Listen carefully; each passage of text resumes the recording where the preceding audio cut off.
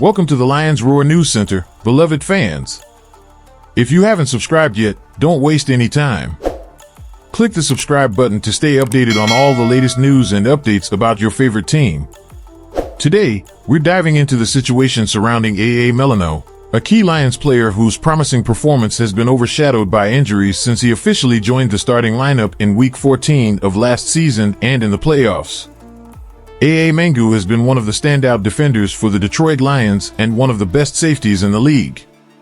Unfortunately, injuries have been a constant in his NFL career so far. Just 2 weeks into his fourth season, Milano has already missed a total of 19 games, and he will miss his 20th this Sunday against the Arizona Cardinals due to an ankle injury. Going back to August, after the preseason ended, head coach Dan Campbell vaguely mentioned an injury Milano was dealing with. "I'm not sure. He's been out for a while, nothing we think is long-term, but it's taking a little longer than expected, so I really don't know when he'll be back or if he'll be back." We now know it's an ankle injury, though a subsequent report suggested it could be an Achilles tendon issue. Milano hasn't participated in practice for the last 2 weeks, confirming Campbell's previous statement about the injury taking longer to heal. Dan Campbell acknowledged that it is now too late to place Mangu on the injured reserve (IR) list. The Lions tend to be cautious with players returning from significant injuries, which is a prudent approach. However, it's fair to say that Melifonwu is highly doubtful for the Week 4 game against the Seattle Seahawks, even with an extra day between games since it will be a Monday night game. Players placed on the injured reserve list must miss a minimum of 4 games. On Friday, Campbell was asked about the possibility of placing Melifonwu on IR. "Yes, Brad Holmes and I talked about it," Campbell said. "He's progressing, he really is. I would say no, not at the moment. That could change depending on what happens with the rest of the roster, but for now, I don't see it that way, and he's getting better." In the locker room on Friday, Milano did not set a target date for his return.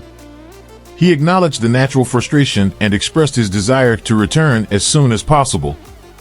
At this point, placing him on the injured reserve list would mean missing at least 4 more games, making it uncertain if he'll be able to play in Week 4.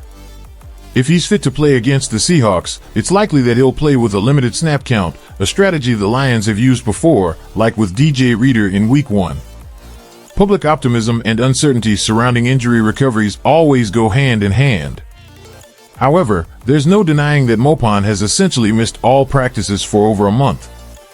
Putting Milano on IR after roster cuts wouldn't cost him the entire season, and the Week 5 bye offers additional recovery time. Unintentionally, Campbell admitted it's too late to do what should have been done initially, and a roster spot is being occupied by an injured player. Continuing this narrative, we can explore the implications of Fet Mopon's injury situation and the Lions' strategic considerations in deciding to place him on the injured reserve list. The decision to place Mopon on the injured reserve (IR) could give him more time to recover without the need to rush his return to the field. While it would mean missing at least 4 games, it could be a necessary step to ensure he returns to full health. Impact on the roster. Keeping Mopon on the active roster while he's injured takes up a valuable spot that could be used by a healthy player. This decision reflects the challenges teams face when balancing short-term needs with the long-term health of their players. Potential return and snap count. If Mangu is cleared to play against the Seahawks, implementing a snap count could help manage his workload and reduce the risk of further injury. This cautious approach would allow his gradual reintegration into the team. Time and recovery. The Week 5 bye represents an additional recovery opportunity, which could be beneficial if Mopon isn't fully fit.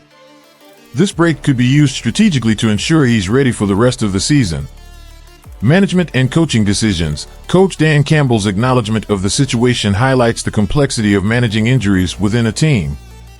The decisions made now could have significant implications for both the player's well-being and the team's performance.